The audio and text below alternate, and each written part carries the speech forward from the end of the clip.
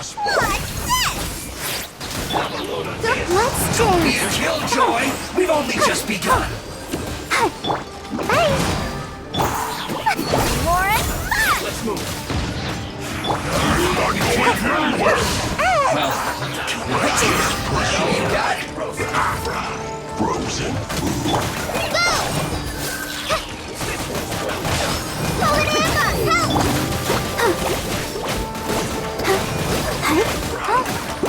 Protect us. This one's well done. The descent.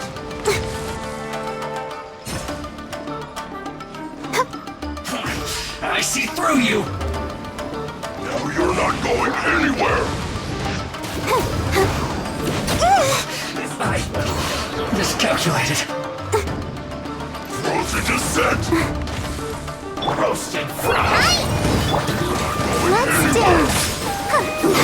Unfortunate fall! Come on out. Gotta dash.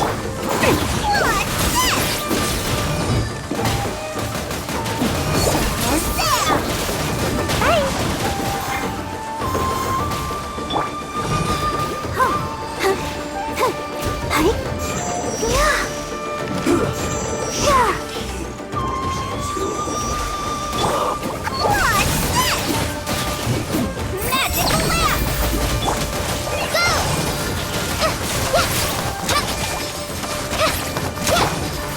Let the show begin.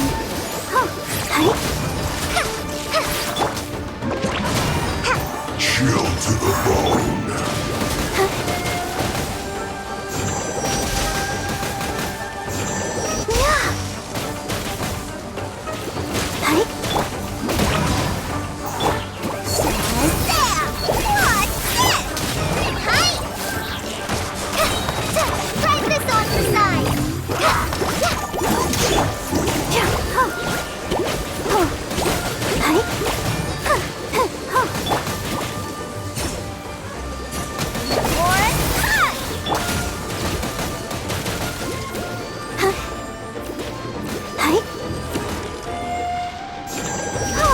Chill to the bone.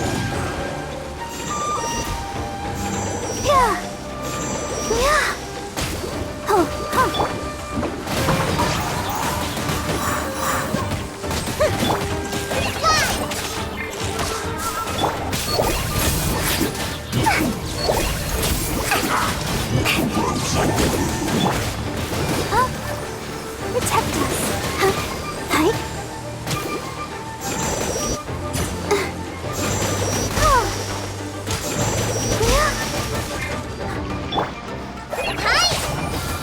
Frozen descent. Ready, steady, Chill go! to the bone.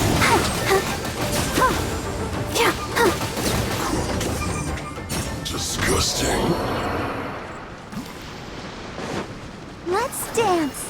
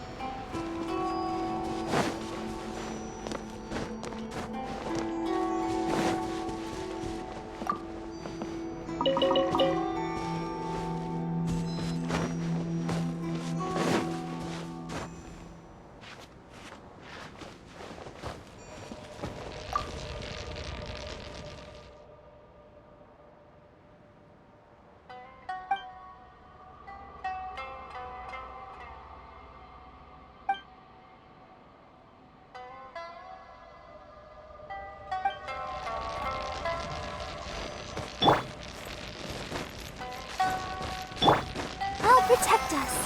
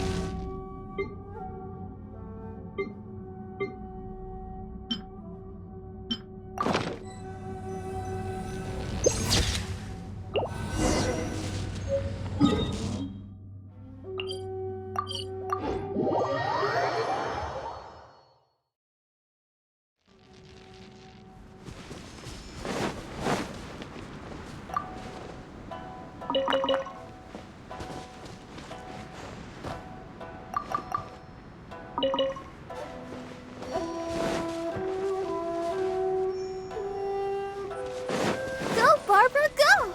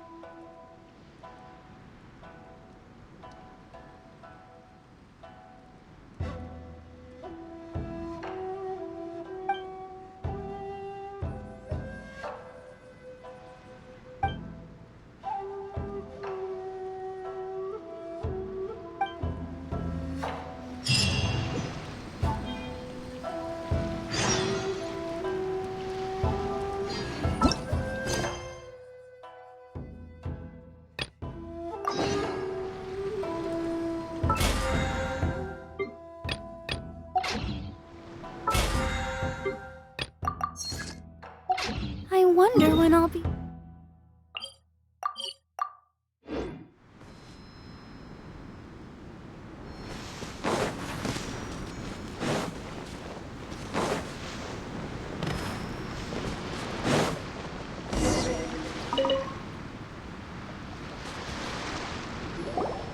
Well, here we are.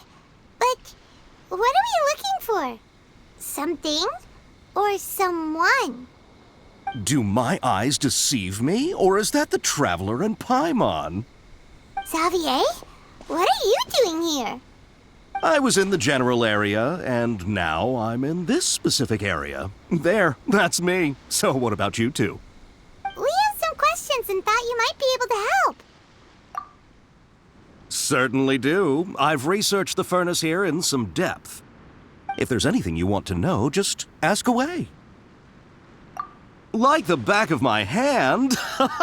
Make no mistake, I have been here a good many times before. Not only that, but I've met people in Inazuma whose families used to live in Tatarasuna years ago. They said it's all true, the history here. Oh, well, it's a long story, don't you know? The tale of Tatarasuna starts a long time ago. I'm told that its history is one of the most foremost forging and smelting operations in the nation, goes back around 1,000 years. Still, the furnace has had a couple of serious maintenance issues along the way. A couple? When exactly? One was just in the last few years, the other was several hundred years ago. A fun fact, I'm not the first Fontaine tech guy to come and work on it either. There was a guy back then too. They say he was a mechanic who consulted on a technology upgrade. It seems like the technological collaboration between our two nations goes back a long way. How about that?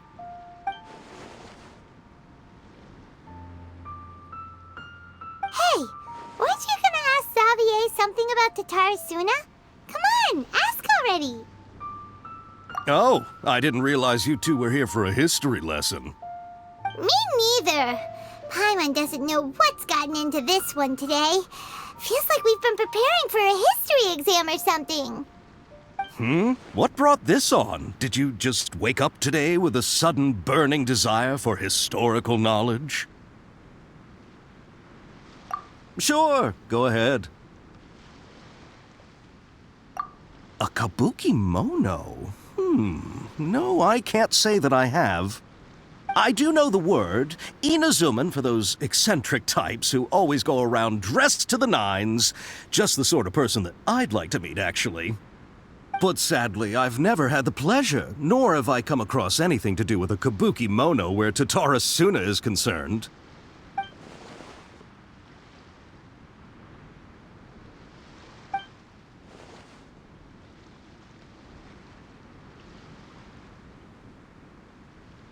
Of course! Don't mention it.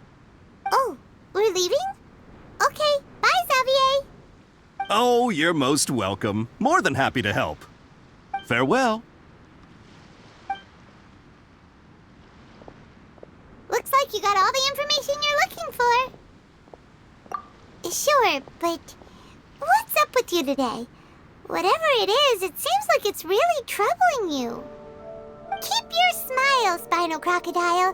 No matter what happens, Paimon will always be there for you. Come on, you gotta keep it together. Why don't you grab something to eat? You can't go facing life's challenges on an empty stomach. All right, let's head off and go meet Nahida.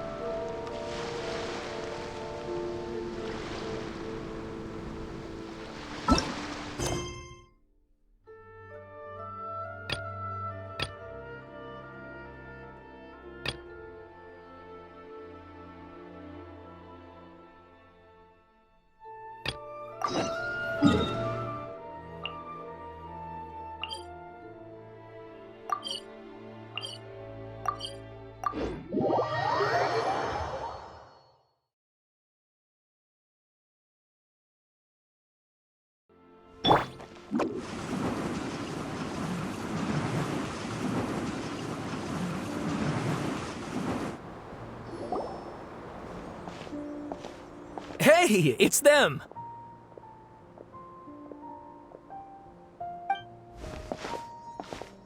Akaba, Sawada, you're still here?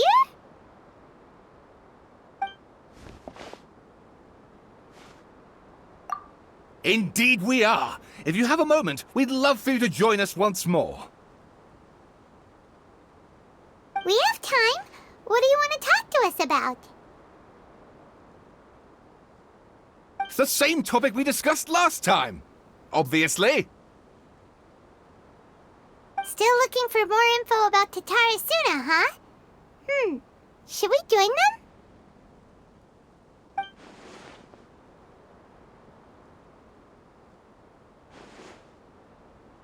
Unfortunately, we haven't made any real progress.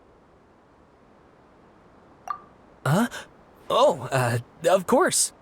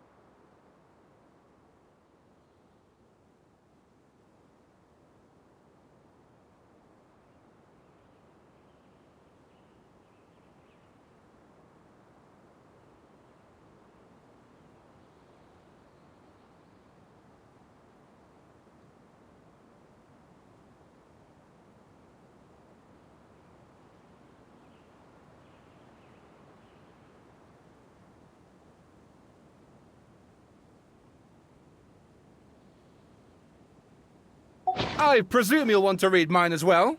Here.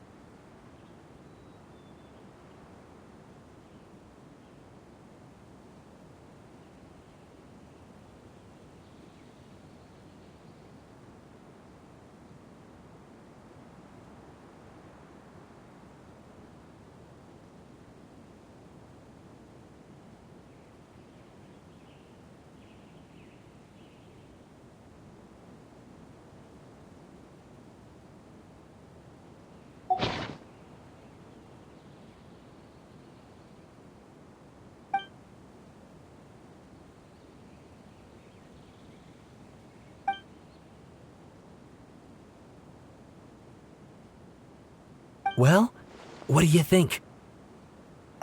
Hey, Traveler, remember how last time Akaba was saying how he wished he could gather more information about all this? Well, we just got back from Inazuma, so how about we tell them what we learned? What did you find out? Something big? It's a long story. Basically, we have some friends in Inazuma, and...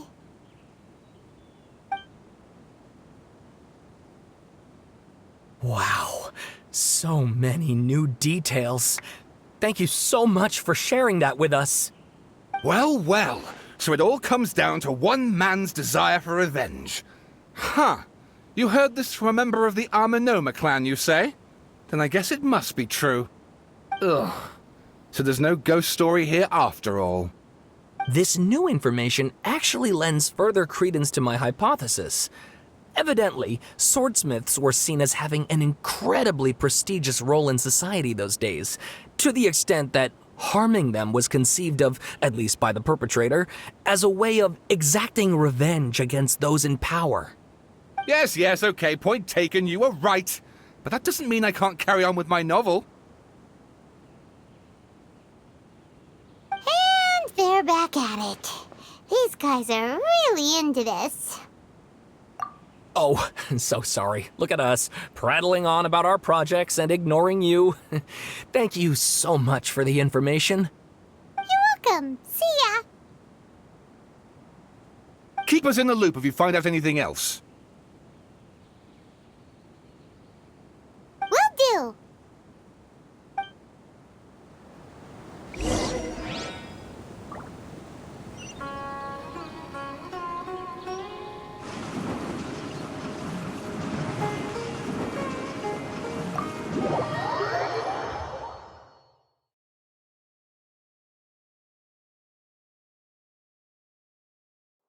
Gotta dash.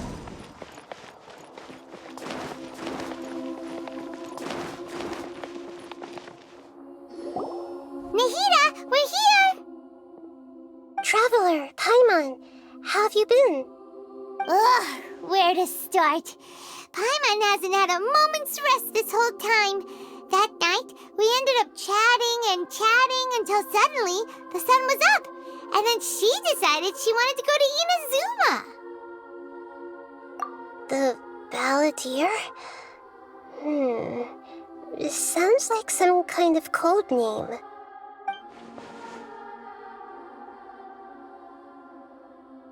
You look troubled. Is there something you need to tell me?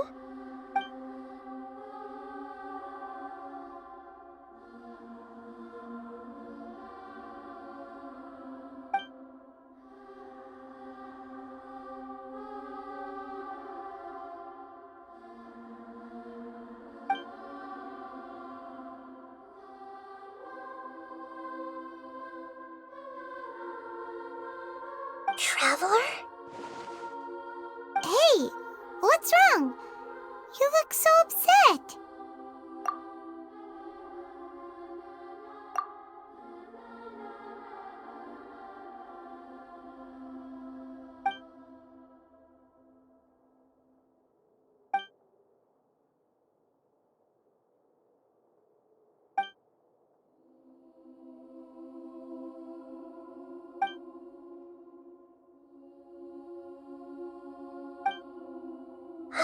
That's quite a story. So, this puppet known as the Balladeer erased himself from IRMINSUL, hoping that he could change the past. But how was he even able to do that? As the Traveler said, he very nearly became Sumeru's deity. Admittedly, I remember it a little differently. I don't recall finding anyone inside the machine after we defeated it. Nevertheless, it does make sense. If someone were to successfully erase themselves from IRMINSUL, the world would change to reflect the new reality. So, you believe this person really existed, and we just don't remember him because... well, because he literally changed the world? Yes. Theoretically speaking, it is possible to do this. But I'm struggling to imagine the kind of person who would dare go through with it. The Traveler comes from a world beyond to that. That's why there's no information about her in IRMINSUL, and it also explains why any changes to IRMINSUL wouldn't affect her. So if there's anyone in the world capable of retaining memories from a past that has been rewritten, it's you. It's quite incredible when you think about it. Paimon's having a hard time understanding this Balladeer guy's motivations. Why did he do it? I can only make inferences based on the information we've been given. As for what kind of person he was, only you remember that.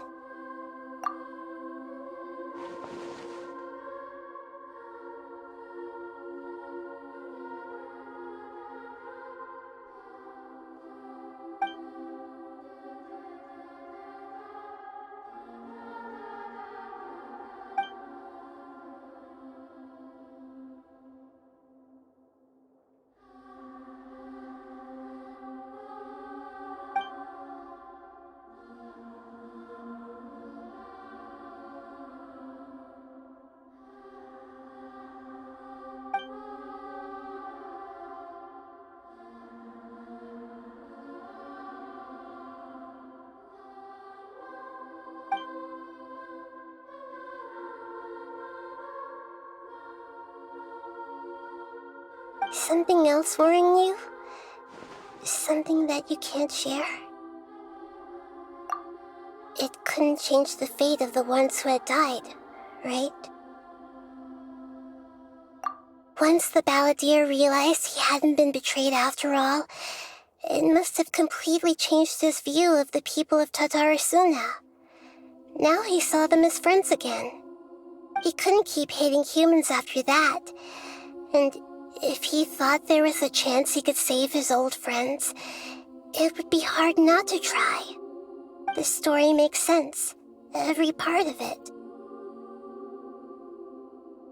The balladeer tried to achieve godhood with the doctor's help.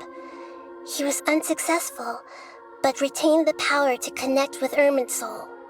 That power then enabled him to change what was recorded in IRMINSUL and erase himself, even though he didn't have much strength left. Yeah, it does make sense, but it still ended in tragedy for his friends. It just feels so hopeless. He gave everything to do this, but it seems like he got nothing in return.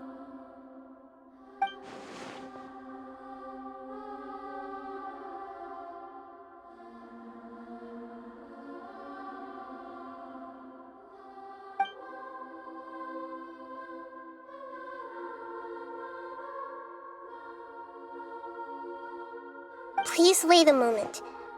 I want to check something. Found it. This should be the one. It turns out that I have a strange way of confirming everything she has told us. What is it? A record from a personal collection. It was tucked away in a corner. You should take a look.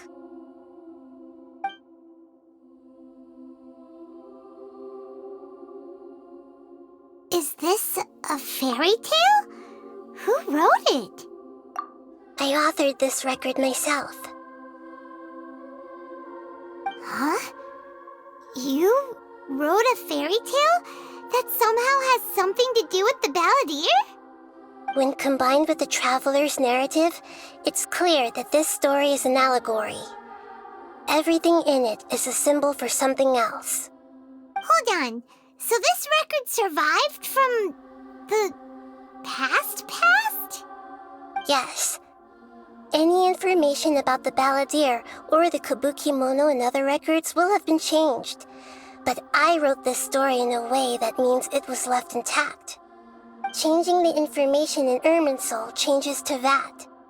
But IRMINSUL can't change information that was well hidden in advance. I guess I must have written this story as a backup before the balladeer entered IRMINSUL. That's incredible! What a great idea! And sending the traveler into IRMINSUL with the balladeer must have been a further precaution. I knew she'd remember everything. This story is abstract enough that it still resonates with the present information recorded in IRMINSUL. But if we connect all the different pieces together, the true story that emerges is the one she told us, the now erased life of the balladeer.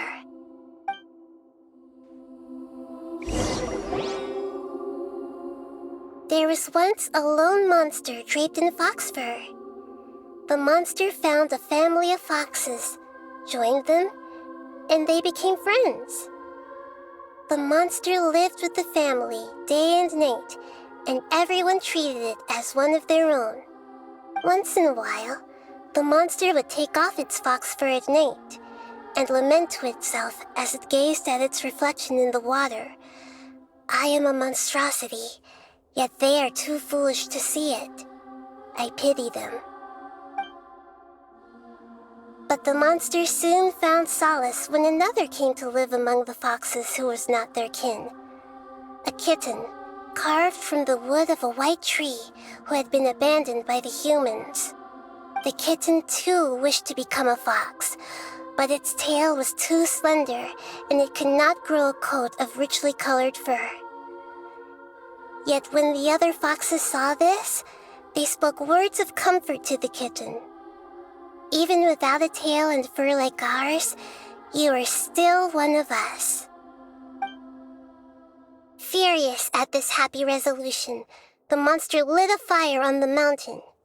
The terrified animals panicked as the fire spread. The only way to extinguish the flames was to make a sacrifice. A gray fox stood up and addressed the monster. It said, "You are the cleverest among us. Surely you can help us find a way to solve this." The monster smiled, led the fox toward the fire, and murdered it. The gray fox's heart was turned into a beautiful drop of water, clear, spotless, and pure. The monster gave the heart of water to the kitten, telling him, "The foxes have decided. You are the one who must be sacrificed. Take this, quench the flames, and die for your fox kin." The fire was extinguished, but the kitten lived. It left that side of the mountain and found a little bird who had a broken wing. The two promised they would spend their whole lives together, but the little bird did not have long left to live. It passed away soon after. After burying the bird, the kitten left the mountain for good. Never again would it cherish a single creature nor a single blade of grass that stood on that mountain. The kitten spent the nights wandering aimlessly, gnashing its teeth at the moon. How it wished to swallow the moon and devour the moonlight. If the world could only return to darkness, then it would finally be peaceful and content. I will become the new moon, the answer to everything. Then, no one will know that there were once birds, foxes, and cats in this world. And no one can know that they were different.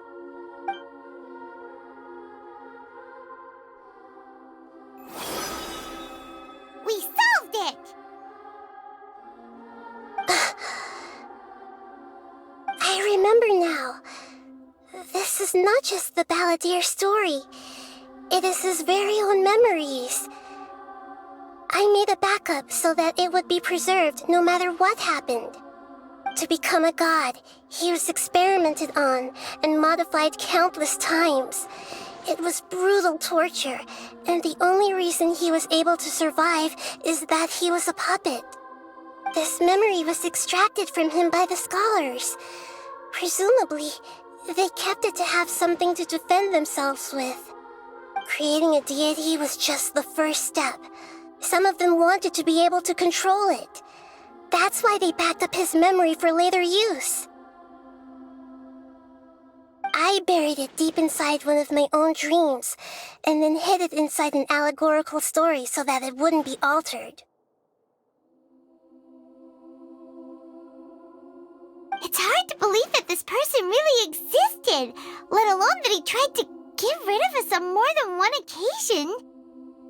Paimon has no memory of him at all. He completely vanished like a puff of smoke. The Balladeer agreed to help me look for information about the Descenders, and although he was unsuccessful, he still helped you. Before he vanished, he confirmed an important detail, that Conria was where your twin first came into this world.